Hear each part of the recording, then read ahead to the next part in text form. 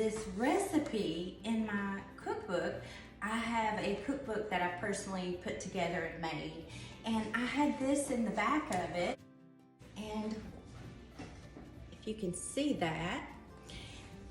And when my children were younger, well, my nieces and nephews mostly, we went to this little church, and the kids drew the face on this cookbook, and the ladies put together their recipes.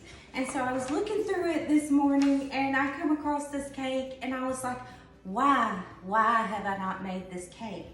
It has got all the yummy ingredients in it that I personally like. This cake is called No Name Cake. No name. Grab a mixing bowl, and this mixing bowl was my grandmother's. I've had this for a long time, and every time I get it out, I think of her. Every time. But anyways, and it's the perfect mixing bowl. And you know what? I think she might have got this at the dollar store back in the day, but there it is.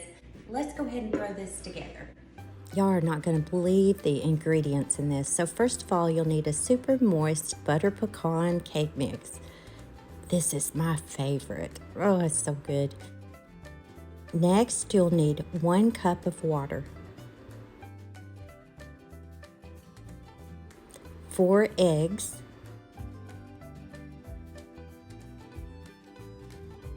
1 container of coconut pecan frosting. Yes, we are going to put this in the cake mix instead of on top of the cake. Now y'all know this is going to be good.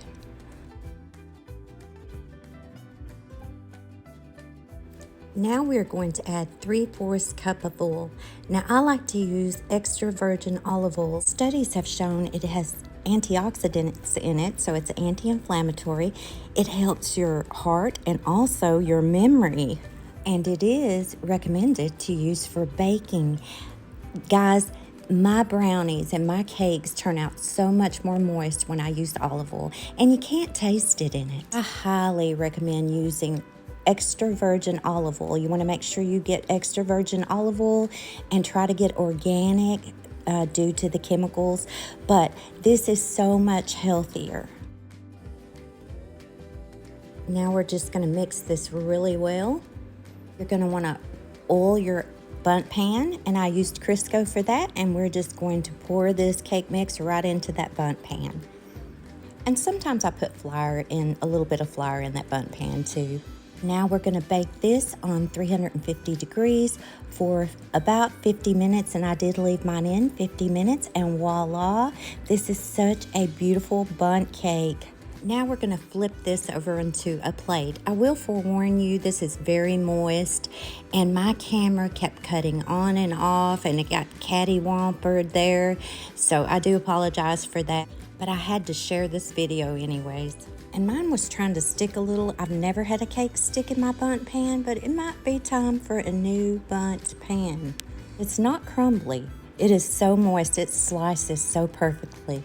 And y'all, this has become my new favorite cake. And my husband agrees. We love this cake. And I really like icing on top of my cake. But you don't have to put icing on top of this. But I did. I mixed up some confectionate sugar and a little bit of milk and drizzled that on top.